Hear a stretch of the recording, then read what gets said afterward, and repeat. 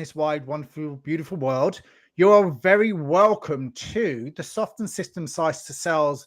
And every week we look at lots of different areas of sales leadership, buyer journeys, technology, and lots of other different areas around that. And I have my good friend Shay, who's on my right.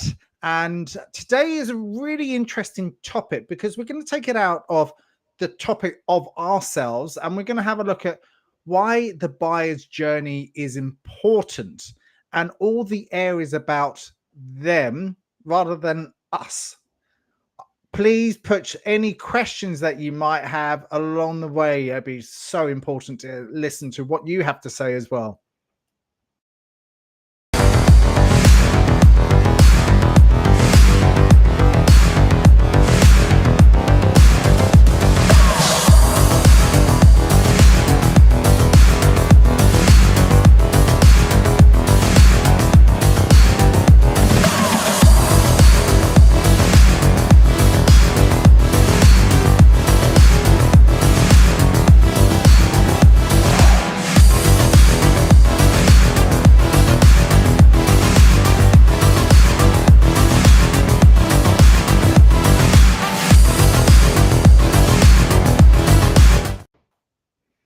Hey, welcome back, Shay. And today, as we just previously discussed, it's not about us today. It's what goes on in the buyer's mind when they make a decision or looking at the problems that they're facing in their organizations. What goes through their minds when they make a decision on buying? So, Shay, like, let's have a look at this from ourselves. How do we buy? Well, what do you do when you make a purchase decision, Shay? Like we all buy technology all the time. We're impulse buyers. We buy stuff and we like shiny objects, but then important decisions about the house and important decisions about buying a car, as an example. So what are our pain points? I think that's important. Yeah, it's a good point, Jason, because obviously last week we focused on the buyer's journey from the seller's perspective, right? Now we're talking about it from the actual purchaser or buyer's perspective. And there's two reasons why it's good to do this, Jason, because as a seller that you're looking to sell, you have to get in the mind of your potential customer, number one, right? Yeah. So even outside of that, forgetting that, what does the seller, what's the journey of the buyer? Sorry, the buyer, right? Well, as you said, Jason, if you're making a decision on something, right? The first thing is there's multiple phases that you go through, right? And there's multiple ways to craft this, Jason. I know we talked about this many times, right? We talk about 3 different phases where they'll go through. Well, they become aware that they have to do something. Yeah. They need to maybe go to market to purchase something, service or a product, just like you're buying a house or a new car, Jason. Your car breaks down. It's going to cost too much to repair. You become aware you need to buy a new car. Yep. Right. So there's this awareness phase that you have to get around. So you're going then to really understand what it is that you need to do. You really have to become hyper aware of that, Jason. And then as that develops, you're then going to look at all the different options, right? The considerations. So you're going to consider all the different variables that you need to take into consideration. And then what are all the different where are all the different areas you can look for companies or whoever to solve those pain points for you. And then once you do that process, then it becomes to the decision, right? So there's a journey that the buyer has to go along. It's quite calculated, Jason. Like people are very calculated. And I always talk about in this world, like the customer can potentially know more about your product than you do, right? So it's very important that you understand that they're going to do their research. They're going to do their research. They're going to intimately know because it's now a pain point for them. They're going to get up close and personal with that. So they're going to know the nitty gritty. And then it becomes and even just reverting back to the seller for a second, you have to understand that and know, well, what is my role in this? How do I bring them on that journey and to do it ethically and integrity, Mhm. honestly. Yeah, and I think the honest approach is absolutely the best, because we know that from my perspective, when I do buy, I will do my due diligence. I will research the market like hell, and then I will educate myself in the best way that I can about the car that I'm going to buy.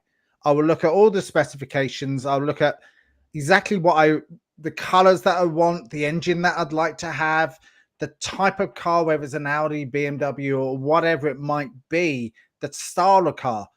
And then I need to go and find the agents that sell. Mm. But then I have to have the problem as well as getting rid of the old car, but also looking at the new car that I'm going to buy. But then I have to look at who's there ready for me to help me make that purchase decision. And it all goes with, again, that awareness. And we research the market, and we all do this.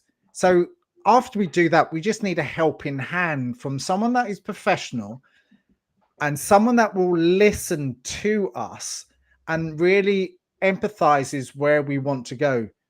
And obviously, the best people out there, from even from when I'm ready to buy, they make some really good questions about.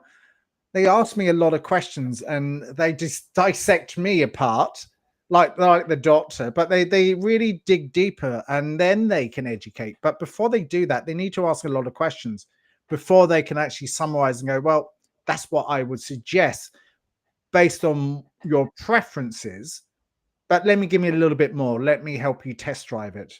So, yeah, the prospect will design the purchase solutions in this day and this age of digital. It's just so easy to do our due diligence in advance of even getting close to a salesperson. And I think, according to a lot of research, it's up to about 50% now. Whereas probably 20 years ago, it would have been a brochure and it would have been something else like that, or whatever. So the salesperson would probably give you all the information before. Now it's you're a little bit further up the line with everything. Yeah, Lots of considerations for the buyer.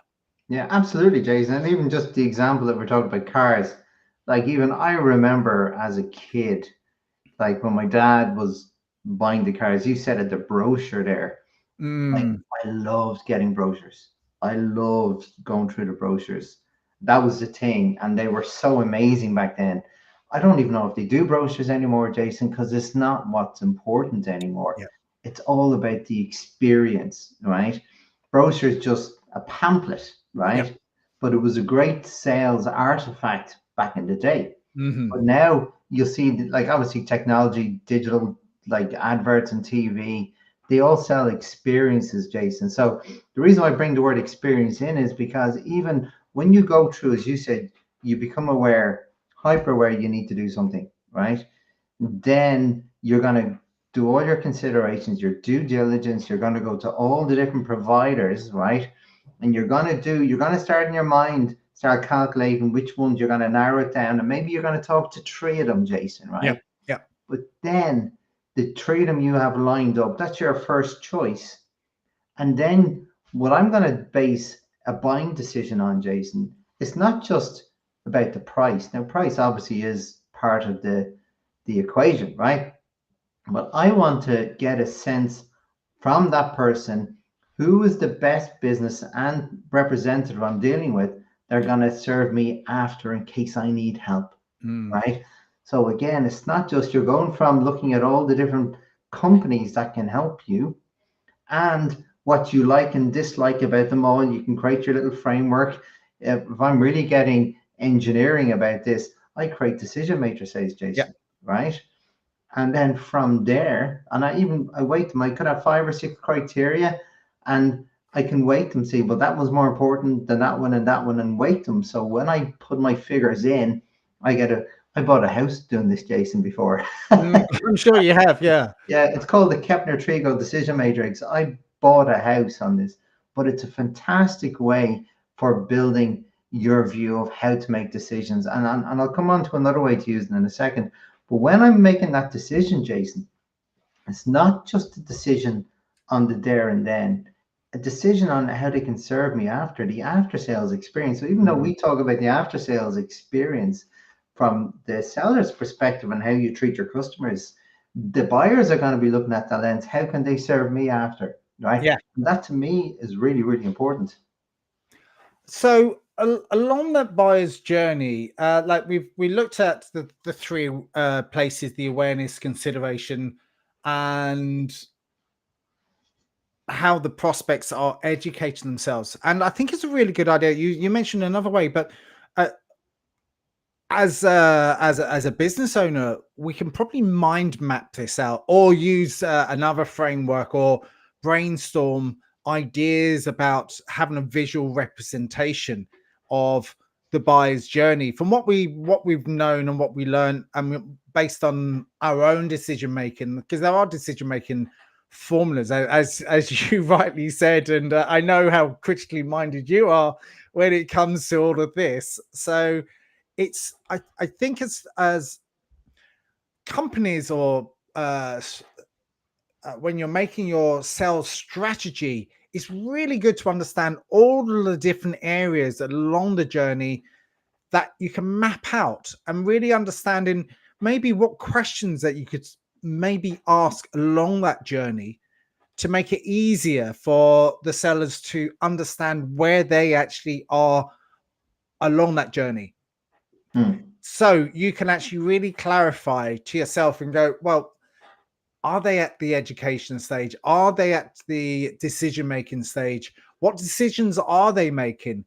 And then ask the questions based around where they are along that journey, because there'll be other things along there that you could possibly help them as well. Yeah, absolutely, Jason. And like depending on what you're purchasing or what the buyer's in the market for, it determines the complexity of how they build their decision, as you said, the mind mapping and how they Yep. build. And I believe that's a great tool, Jason. Well, how do I like put all the different variables I need to consider when I'm making this purchase, right? Mm.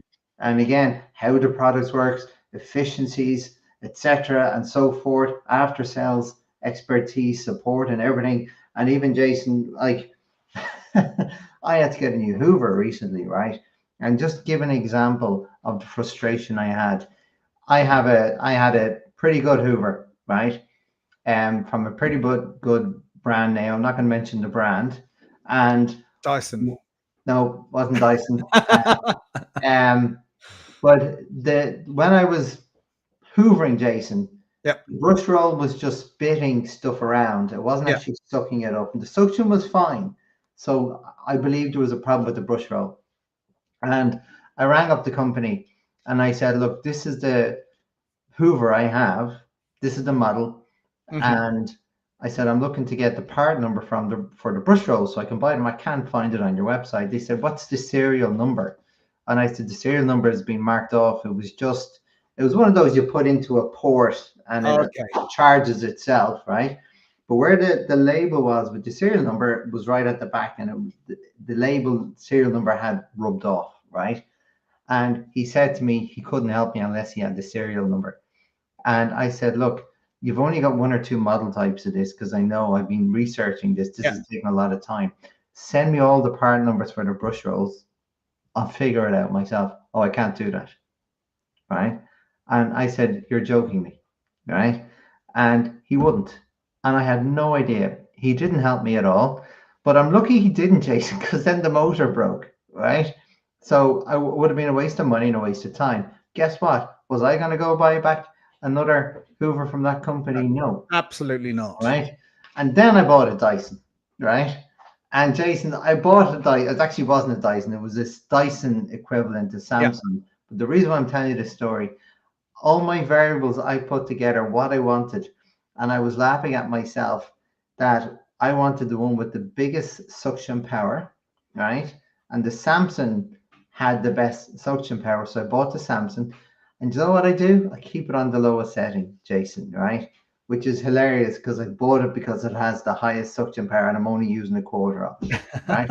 The reason why I bring that up, Jason, as well, because when you build your criteria, Mm, and this is where I'm going to transfer it over to the seller mindset, mindset in a second, because while you think you know it all, this is where a good sales agent can advise you.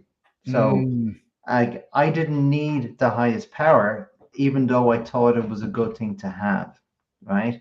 So again, when the buyer is building that journey, that buyer is going to be engaging with all the different sellers. It's really important for that seller to give the best, honest, authentic advice, because that will come across. If I had a seller telling me I didn't really need that, I would have listened to them, Jason.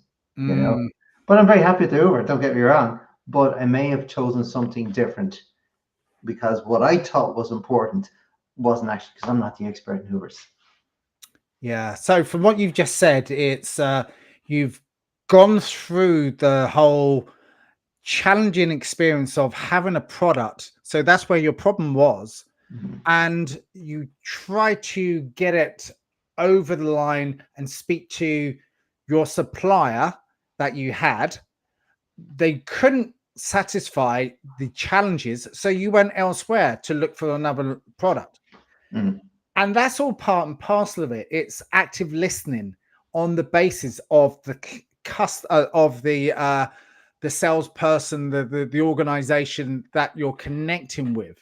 As long as they can hear and really understand all of your challenges, and then package it back to them in a really productive way, exactly like I've done with yourself there, because I've really listened intently to what you've actually said and really understand your challenge and the problem.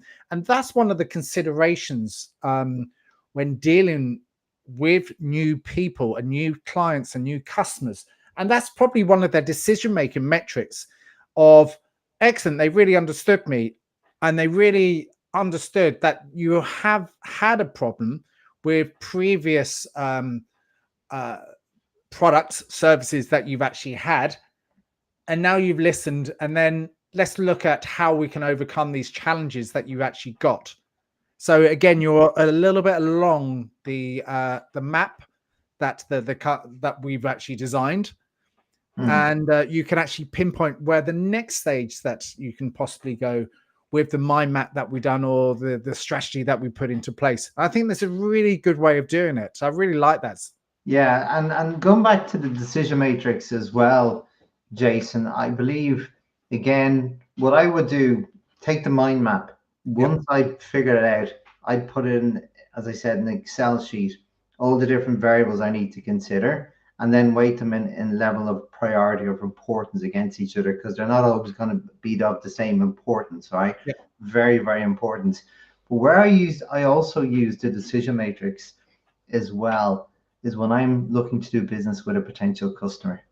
So I will do a customer rating or a potential customer rating, because during the discovery process, Jason, I get the criteria I need. Because like you, we've talked about this many times. yeah, I only want to do business with people and companies I believe I can service and help, yep. and they'll benefit from what I can offer.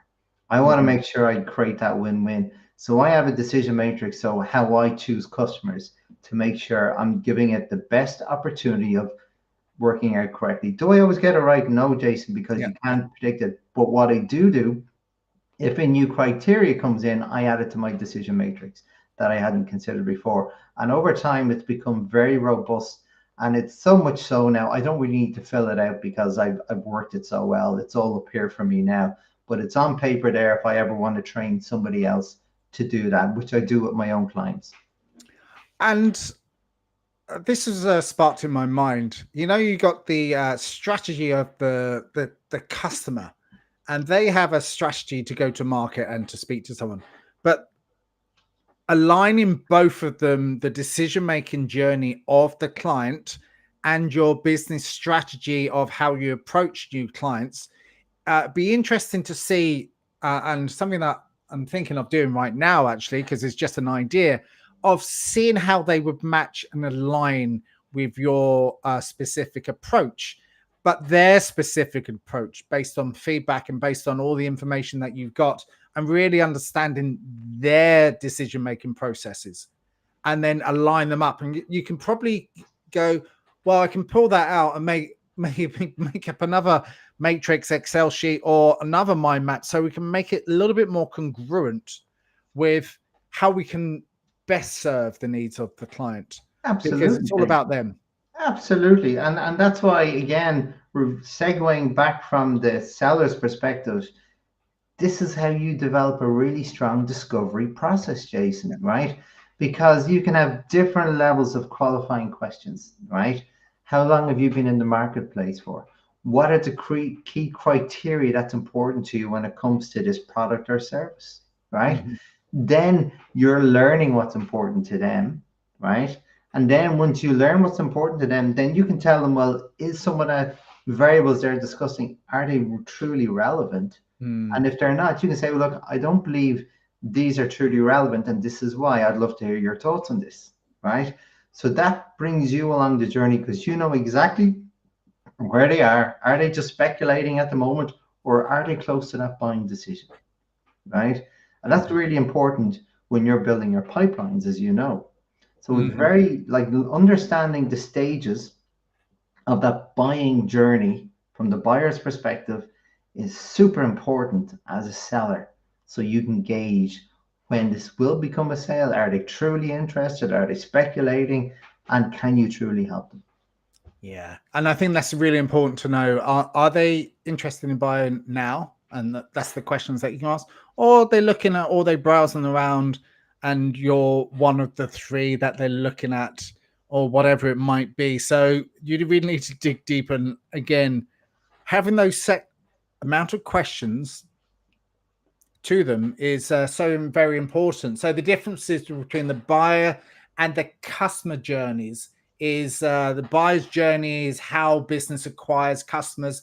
Customer journey is how business retains customers. So slightly different language and linguistics about that and the approach behind that. And there's so many other decision making criteria behind this as a customer as well.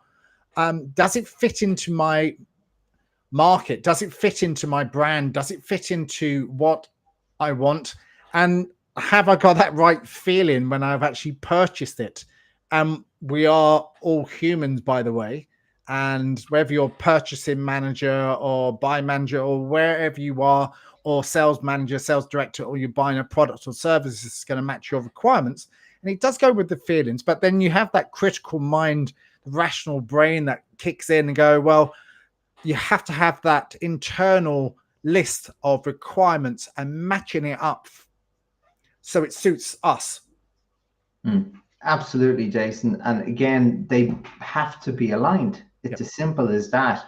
And again, this is if you're selling, you need to know this intimately to bring people along that journey as effectively as possible from their perspective, right? It's not just about you. We always say you have to be other people centered. It's all about them on the journey, not you. And when Yep. you become other people centered and you ask these questions, when you support their journey, answer the questions, give them the information they need to know, not just the stuff that you would like them to know. And even if it's being a little bit negative to you, they'll appreciate your honesty. And I'll tell you Mhm. now, Jason, honesty trumps when people are making buying decisions. And if they see you're honest, they will more than likely go towards you, even though you said certain things, Yep. right? Because they feel the trust, they can trust you. And again, if something goes wrong after the sale, they know that you'll be there, or they get that instinct from you that you would be there for them.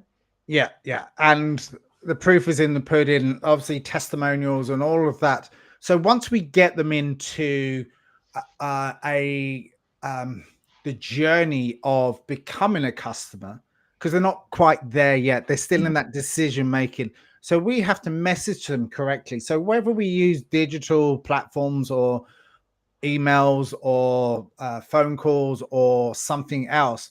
But again, along that journey from decision making to being a customer still needs to be proven all the way through. So whether we're talking about having testimonials, wherever they're uh, looking at videos like this online so they can make a decision based on how well we're researched and how well we present ourselves and how much knowledge that we have that we can send out, because we both push out stuff on social media to educate people and put stuff on our websites and so forth, so they can be educated along the journey. But once we capture a little bit of information by the customer, by whatever digital prompts, so they can become a educator of what we do, and then when the time is right, they can maybe reach out to us, because they do as well. But then we have to find the right customers that are in the right buying stage. And that's the trick, especially with digital. And when we start to go on to a little bit more technical, operational stuff about connecting with the people at the right time, at the right place. I know insurance companies do that extremely well, from searching, I'm looking for some insurance, and you get a free quote. So you're in the marketplace already, you're ready to buy, but you might be one of three. But the best insurance companies will know that they're ready to buy and they have their details, and then they call the customer. So they're responsive. Mm, absolutely, Jason. And again, this is all about starting the process, Yep. right? Building your layers. I always start building the steps, post-its on a wall, Jason, and then I put the other layers on top of it. From your perspective, how do you bring the clients on the journey? Then the level from the buyer's perspective, what do they need to know, and how can you educate them so they can make buying decisions, hopefully in your favor, Mm, right? But help them. The goal is to help them make a buying decision. And if you do that authentically, Jason, more than likely will come to you because they've been very honest with you all the way along the journey. So it's all about building the layers when you're working through these experiences, because you have mm, to make it an experience.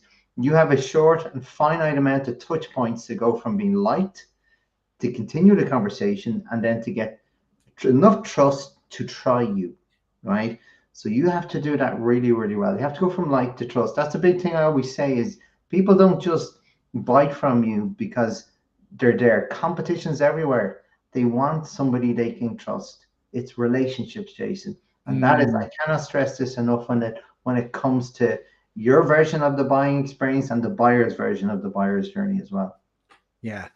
So we've pretty much come to the end of our journey for today. And like, I'm really interested about decision making and customer decision making. I'm fascinated by that. And I think we covered a lot of different aspects today. And it's good to see it from a different perspective. But we've obviously got to match it up to from buyer to seller and so on and so forth. But it's good to see it from a buyer's point of view. So I think using a lot of empathy and real understanding, but to make it relatable to how you would purchase. The more we understand how we purchase, the better that you're going to help your clients get what they want. So, what is your perspective? The last final words for today.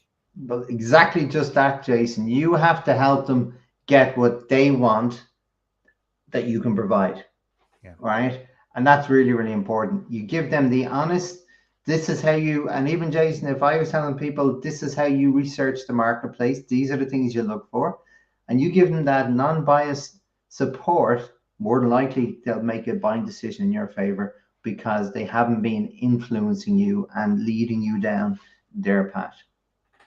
Awesome. You've listened to Jason Cooper from jasoncooper.io and Shay Lynch from futurestate.ie or .io. Can't never remember. Futurestateco.com, Jason. Co.com. Is it co.com? Oh, right. That's even more of a tongue twister than mine. So every week you'll be listening to us and we'll be looking at different areas and different facets and breaking things up and putting it back together and giving you some really good narratives and story and advice. If you have any questions, please put them forward for us. We'll be more than happy to help. And maybe we can put stuff out for the future episodes. Thanks again, Shay. Thanks a lot, Jason. Thanks everyone for tuning in.